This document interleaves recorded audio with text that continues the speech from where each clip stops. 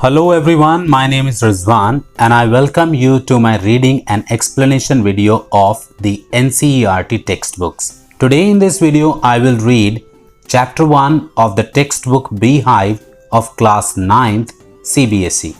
The name of the chapter is The Fun They Had. ऐसी मस्ती जो उन लोगों ने की। इस चैप्टर में हम पढ़ेंगे कि आज हम स्कूल्स में, आज बच्चे स्कूल्स में कैसे पढ़ते हैं और आज से 150 इयर्स फ्यूचर में स्कूल्स कैसे होंगे और बच्चे कैसे पढ़ा करेंगे। तो इस चैप्टर में दो कैरेक्टर हैं, मार्गी एंड टॉमी।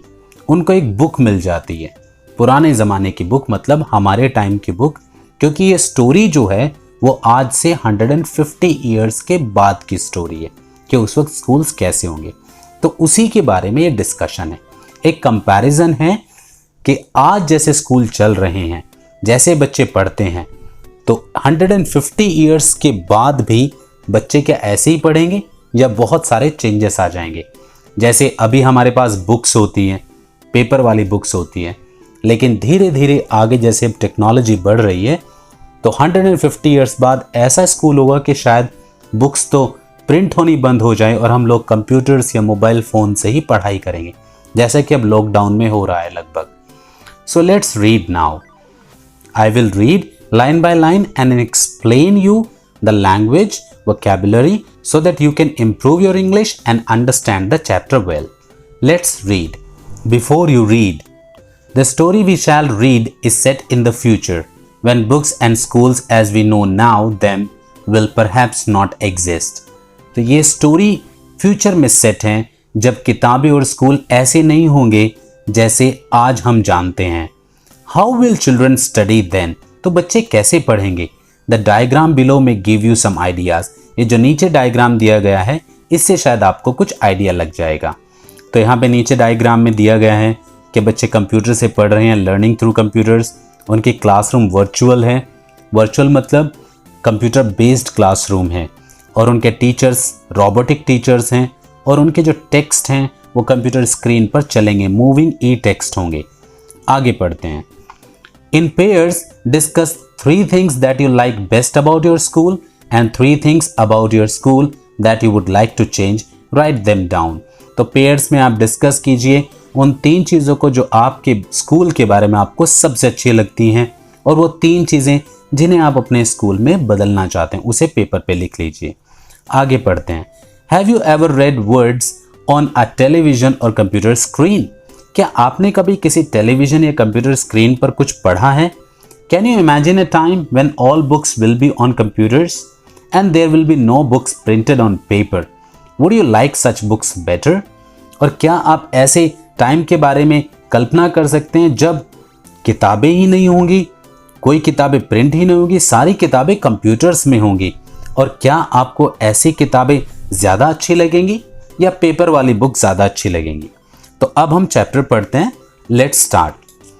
मार्गी even wrote about it that night in her diary. तो मार्गी ने भी इस बारे में अपनी डायरी में उस रात लिखा था। On the page headed 17th May 2157 she wrote today Tommy found a real book.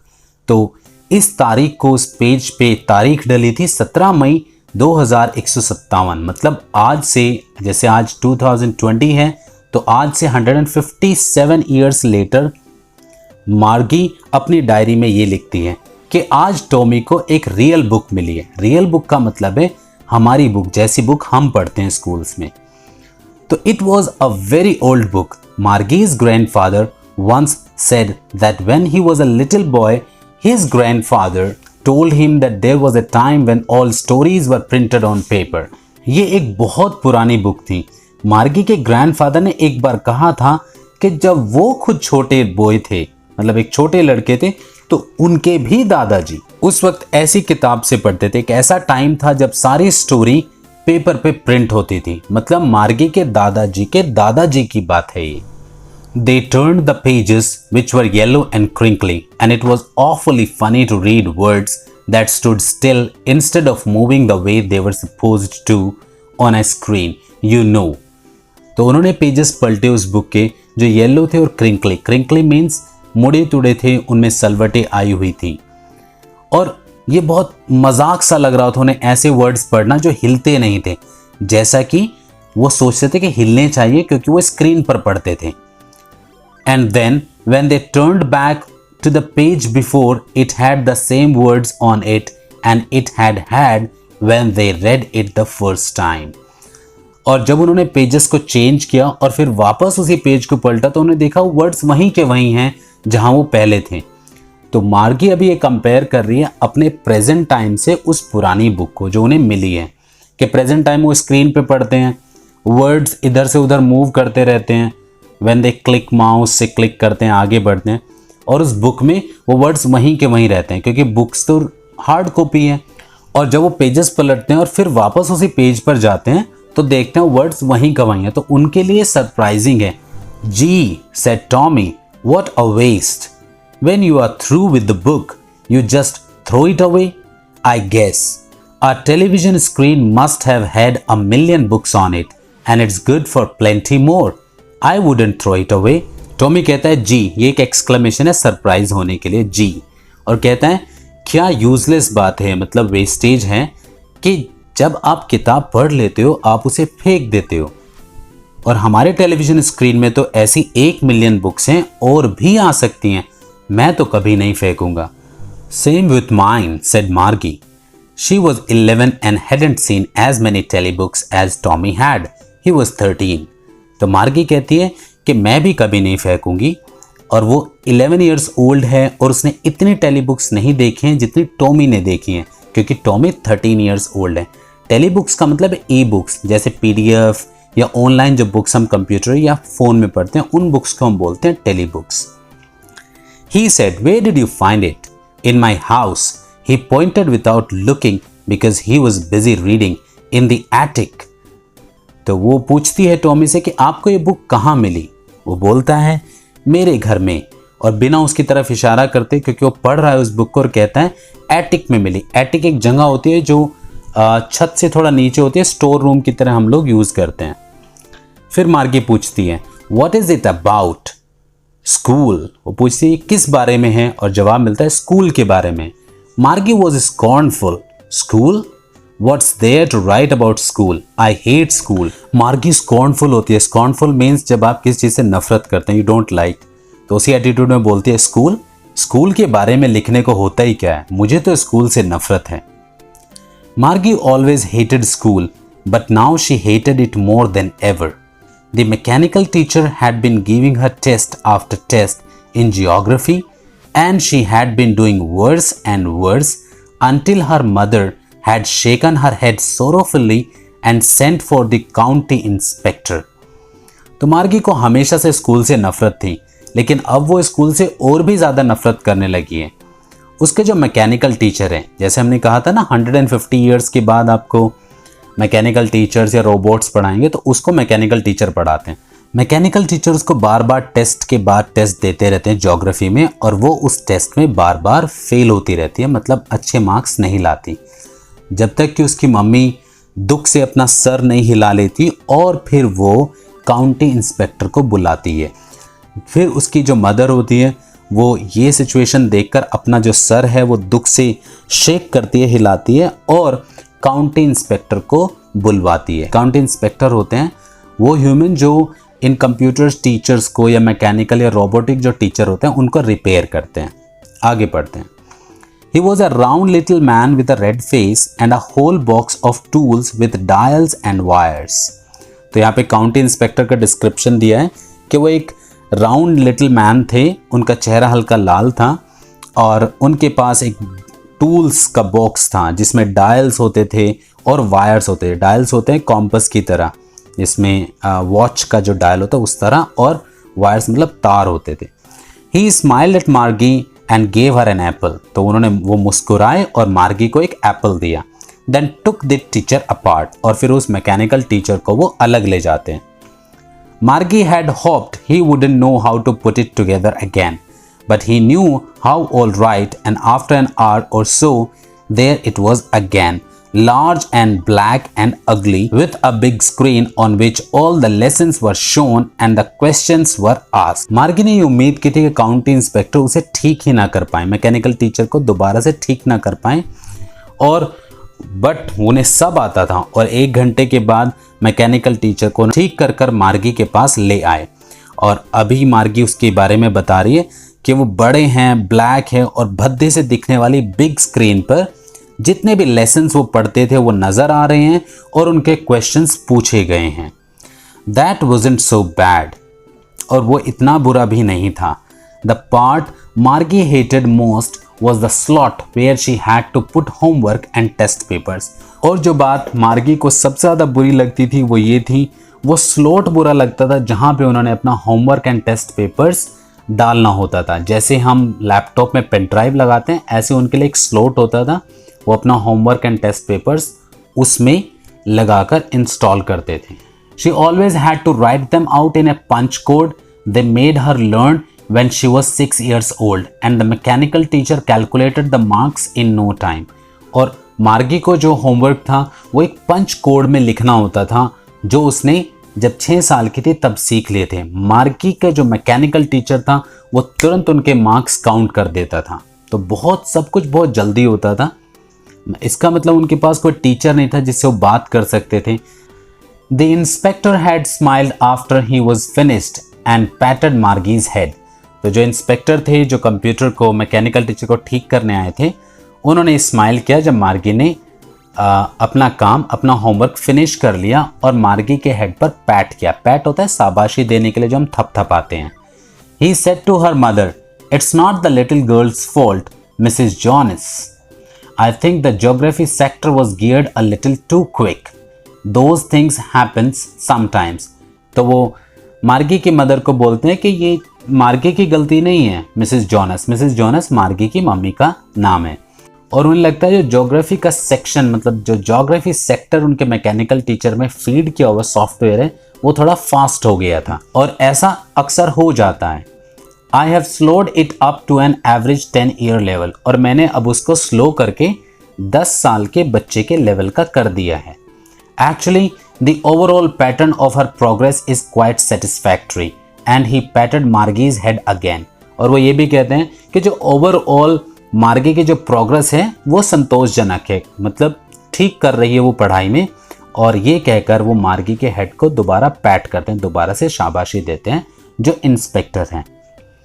मार्गी was disappointed, she had been hoping they would take the teacher away all together.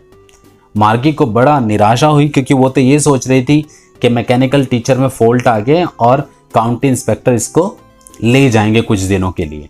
They had once taken Tommy's teacher away for nearly a month because the history sector had blanked out completely.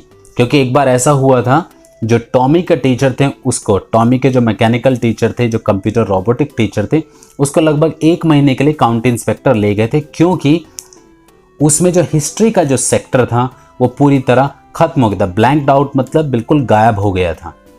So she said to Tommy, why would anyone write about school? तो इसीलिए वो कहती है कोई school के बारे में क्यों लिखेगा। यहाँ पे अब हम समझेंगे कि मार्गी और टॉमी जिस तरह के स्कूल में पढ़ते हैं, they don't like that school.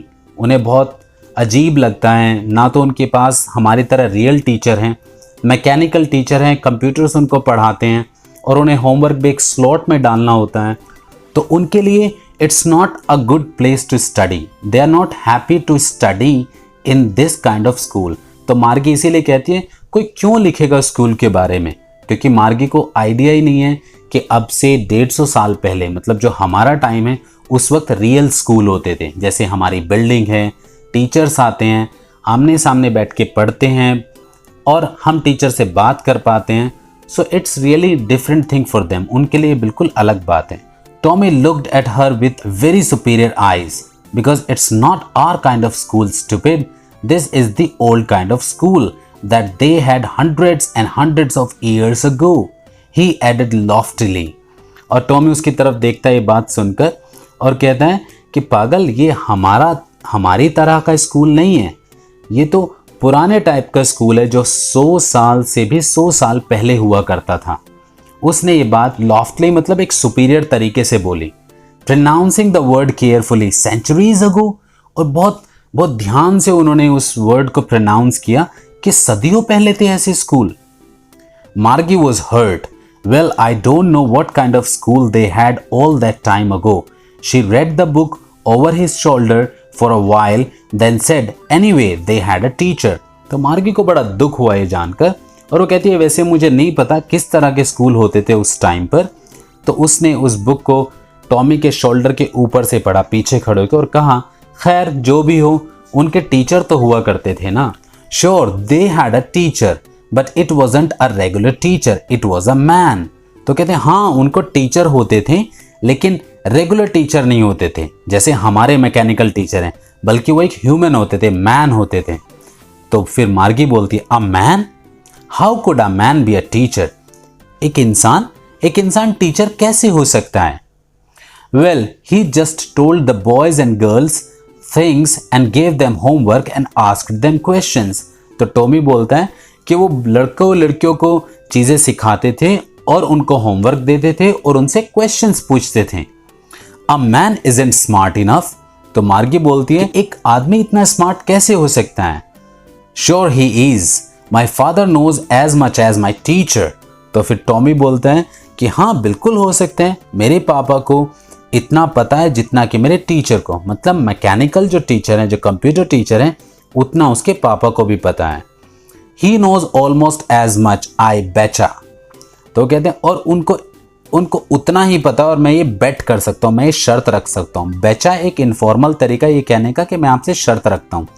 तो कहता है he knows almost as much, I betcha. Margie wasn't prepared to dispute that. She said, I wouldn't want a strange man in my house to teach me. तो मार्गी उसे बहस करने के लिए रेडी नहीं थी उस वक्त, और उसने कहा मैं तो किसी अनजान आदमी को अपने घर में नहीं बुलाऊंगी पढ़ाने के लिए. Tommy screamed with laughter. Tommy हंसी से चिल्लाया, You don't know much, मार्गी, तुम्हें ज्यादा नहीं पता है. The teachers didn't live in the house. They had a special building and all the kids went there. तो वो उसे और समझाता है कि टीचर घरों में नहीं आते हैं पढ़ाने के लिए, बल्कि उनकी एक स्पेशल बिल्डिंग होती है और बच्चे वहां जाते हैं थे पढ़ने के लिए. And all the kids learn the same thing, sure if they were the same age. और सभी बच्चे एक ही चीज पढ़ते थे अगर वो एक एज के होते थे. But my mother says a teacher has to be adjusted to fit the mind of each boy and girl it teaches, and that each kid has to be taught differently.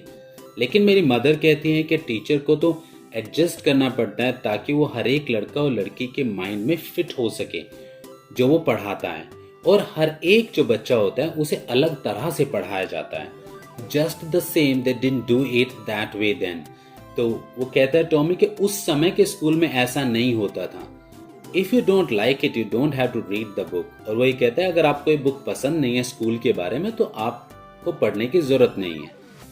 I didn't say I didn't like it, Margie said quickly. She wanted to read about those funny schools. वो कहती है कि मैंने ऐसा नहीं कहा है कि मुझे पसंद नहीं है, मैं तो पढ़ना चाहती हूँ उन फनी स्कूल्स के बारे में, मतलब जो रियल स्कूल्स है उसको वो फनी स्कूल्स बता रही है. They weren't even half finished when Margie's mother called Margie school. और अभी उन्होंने आधी बुक भी नहीं पढ़ी थी तभी मार्गी की मदर उसको बुलाते, मार्गी स्कूल के स्कूल का टाइम हो गया है. मार्गी looked up, not yet mama. मार्गी देखते ऊपर कहती है अभी समय नहीं हुआ है, not yet mama. Now said Mrs. Jonas and it's probably time for Tommy too. तो वो कहती है now अभी आइए, और वो कहती है अभी टॉमी का भी टाइम शुरू हो गया है स्कूल का. मार्गी said to Tommy, can I read the book some more with you after school? तो मार्गी टॉमी से पूछती है कि क्या मैं स्कूल वाली बुक के बारे में बाद में पढ़ सकती हूँ आपके साथ. Maybe, he said nonchalantly. He walked away whistling and dusty old book tucked beneath his arm. तो कहता है ठीक है शायद, और nonchalantly का मतलब होता है बिना इंटरेस्ट शो किए वो ऐसे बोल देता है कि देख लेंगे, पढ़ लेना अगर बाद में तुम्हारा मन है तो. और वो चला जाता है सीटी बजाते हुए, और वो जो डस्टी ओल्ड बुक है, पुरानी धूल वाली जो बुक है, उस पर धूल जमी हुई है, उसको वो अपनी आर्म्स के नीचे दबा के चलता है. टग मतलब नीचे दबा लेता है. Margie went into the school room. It was right next to her bedroom. तो जैसा मम्मा ने बुलाया था ना मार्गी स्कूल, तो अब मार्गी का स्कूल का टाइम हो गया है और वो अपने स्कूल रूम में चली जाती है जो उसके बिल्कुल बेडरूम की बगल में। इसका मतलब मार्गी का जो स्कूल है वो उसके घर पर ही है। And the mechanical teacher was on and waiting for her. और उसके जो कंप्यूटर टीचर हैं, रोबोट टीचर हैं, वो ऑन थे और वो उसका वेट कर रहे थे। It was always on at the same time every day except Saturday and Sunday.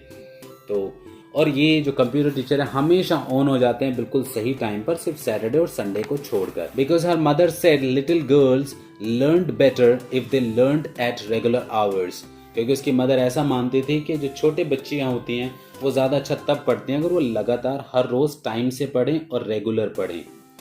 The screen was lit up and it said today's arithmetic lesson is on the addition of proper fractions. Please insert yesterday's homework in the proper slot.